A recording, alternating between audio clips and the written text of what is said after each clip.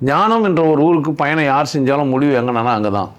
நீங்கள் என்ன தான் சுற்றி டக்கர் வச்சாலும் இன்ஃபினிட்டி தான் வந்து நிற்கணும். நீங்கள் பெருசாக இந்த உலகத்தில் எதை சாதிச்சுட்டு போயிருந்தாலும் எங்கே போய் நிற்க போகிறீங்கன்னா வெற்றிடத்தில் தான் நிற்கணும். வாழ்க்கை ஒன்றும் இல்லைன்னு தான் இருக்கோம்.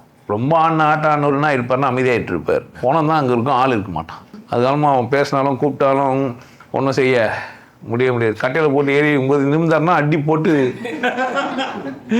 ஏன்னா பணத்தை வந்து எரிச்சு தான் ஆகணும். கடைசியான தான் எல்லாம் ஒரு பிடி சாம்பல் தான். அதனால் எல்லாருக்கும் முடிவு எங்கே தான் அப்படின்னா வெற்றிடம் தான். நீங்கள் யோக பயிற்சியோ சாதனையோ எதுவுமே செய்ய வேணாம். என்னுடைய சூழ்நிலை வீடியோ பார்த்துட்டு ஒரு முடிவுக்கு வந்துடலாம். நீங்கள் ஞானம் மஞ்சிட்டேன்னு சொல்லவும் செய்யலாம். என்னான்ட்டு கடவுள் ஒன்றும் இல்லை, வெற்றிடம் தான். அவ்வளோதான், முடிஞ்சு. உண்மை தான். நீங்கள் என்ன அனுபவிச்சுட்டு போனாலும் அதுதான். நீங்கள் ஒரு டெல்லிக்கோ ஏதோ ஒரு ஊருக்கு ட்ரெயினில் போகிறீங்கன்னா சைவம் சாப்பிட்டாலும் அசைவம் சாப்பிட்டாலும் டெல்லி போய் சேர்ந்துடும். நான் ட்ரெயினில் ஏறி உட்காந்துட்டேன், சைவம் தான் சாப்பிடுவேன்னு சொல்லி உட்காந்துக்கிறீங்கன்னு வச்சுக்குவோம். ட்ரெயின் எங்கே தான்? டெல்லி தான். இல்லை வர பிரியாணிலாம் உருவத்து இல்லை. ஆந்திரா பார்டருக்கு இருக்கா, நான் ஒரு நண்பர்கிட்ட சொல்லிடுறேன், கருத்து பிரியாணி எத்த சொல்லி நீ சாப்பிட்டாலும் எங்கே தான்?